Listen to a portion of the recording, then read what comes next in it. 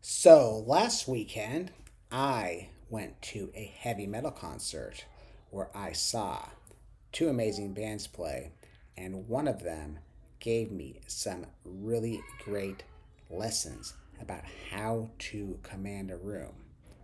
Let's get into it right now. So, the band I want to talk to you about is the band Machine Head and their amazing frontman, a guy by the name of Rob Flynn, who is I guess you could call him like a metal god, a titan of the heavy metal music genre. I actually saw Machine Head play back at Ozfest back in 1998, I believe, and so this was kind of a good full circle moment. Anyways, Rob is he's a great heavy metal frontman. He's a great singer. He's a great guitar player. Machine is an excellent heavy metal band, and he really is a true pro, a true amazing performer. And from watching him perform, I learned some things about how to better command a room. And so let's get into it. So, thing number one that was really eye opening was his use of vulnerability. Vulnerability. This is an important thing. So, it was before they played their song. It's actually their most popular song, a song called "Is There Anybody Out There?" And in that song, he mentioned that was he has been struggling with his own mental health challenges. And this was actually it was just pretty interesting to me. It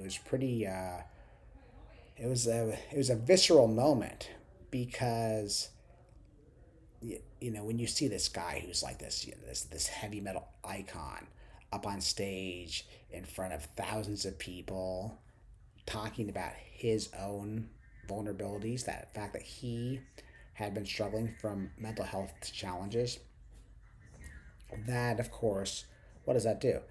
That of course made made me and everybody else in the audience feel like, oh wow, like if the almighty Rob Flynn has mental health challenges, then it's okay for me to have my own issues. I'm not I'm not alone. So that was really cool. And this is just a good reminder. Most likely you're aware of this, and this is one of those lessons we truly cannot hear this one too often. So it's just a great reinforcer of that. Is the lesson is that the more vulnerable you are, the more real you are with your audience, the more you really show them, your true flaws, the things that you're not, things that you're nervous to tell people, the more people are going to identify with you. And of course, in the age of AI, that stuff is even more important. You being you, your own humanness, is the thing that's going to stand out. So the second thing, which actually piggybacks right off of what I just mentioned when it comes to vulnerability, is he does a great job of creating community and creating a safe place for everybody who was in the audience. He said something to the effect that, hey, when you're at a Machine Head concert, everybody is equal. If you feel as though nobody understands you, then you're in the right place. This is a place where all of the freaks can get together and be themselves. He didn't actually use the word freaks, but hopefully you can appreciate what I am saying. This whole idea that that idea that we're in this together. This is a safe place. This is a safe community. And this is something that we can all do whenever we're whenever we're speaking.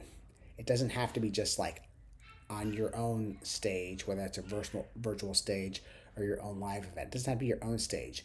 You can create this kind of community when you're speaking in front of somebody else's audience. And again, there's no barriers there. We just have to have the courage to really do that and let people know that you're in it with them, that we're all in this together. We're all having that human experience. And the one thing that was actually very interesting is that he said things, and this actually ties exactly in with what I just mentioned. He actually mentioned this, um, and Machine Head was not the headliner of the concert. Machine Head was the second to last band playing. The headliner was this band Killswitch Engage, another excellent band. I'll have to do another video on them sometime later. But he was still saying, hey, we're at a Machine Head concert. You are my people. We're in this together. So in that sense, it was kind of like less his stage than like the headliners, if that makes sense. So that's another lesson there. And then the third lesson I want to share with you really is Rob's use of physicality. We had vulnerability, community, and physicality, going with whys today for our little framework. So he was not just like standing behind the microphone the entire time. He really had true stage presence. He would move around the entire stage. He would get the crowd involved. He would call for them to, start dancing around. He would lead the crowd, and he did that through his physicality, through his physiology. And so this is just another thing to consider, that when you're speaking in person, like at a real in-person event, then of course that stuff makes a big difference. If you look at the best speakers, they're always moving around the stage. I'm thinking of people like Brendan Burchard, Ed Milet, Tony Robbins. They're really physically involved. And I think that actually the optimization for a lot of us is because most of us are doing more virtual speaking versus in-person speaking. Think about how you can bring more physicality to your virtual speaking. It's why a good rule of thumb, which I am breaking right now, is vulnerable moment alert. Is when you do your virtual talks, do them standing up. Because if you do it standing up, you're going to be able to channel more of that energy, and you're also going to be able to kind of use bigger hand gestures and things like that if you if that's what you do, which that's kind of what most people do. So that's another thing. And also think about how you can use your voice. It's another great example of the physical use, thinking about in the voice sense, is that Machine Head. They have a lot of songs. We call it in metal, like Good Cop, Bad Cop, where they have a lot of songs which are really heavy. He's like screaming, but then he'll go into these nice melodies, like the whisper to the scream. Those are things that are really going to enhance your presence when it comes to speaking. So those are some things that were really impactful for me, which I am working really hard on improving my presence and improving my speaking. So it was great to see one of the best in the business, in a different industry, to see how he does it and to learn those lessons myself and then impart those lessons to you, which is what we do on this channel. So those were what I learned this weekend about how to command the room, command the stage, lessons from Rob Flynn and Machine Head. Hopefully you enjoyed this video. If you did, please like this video. Please subscribe to my channel so I can be sharing with you more awesomeness in the future. This is Ron Reich. I'll see you next time.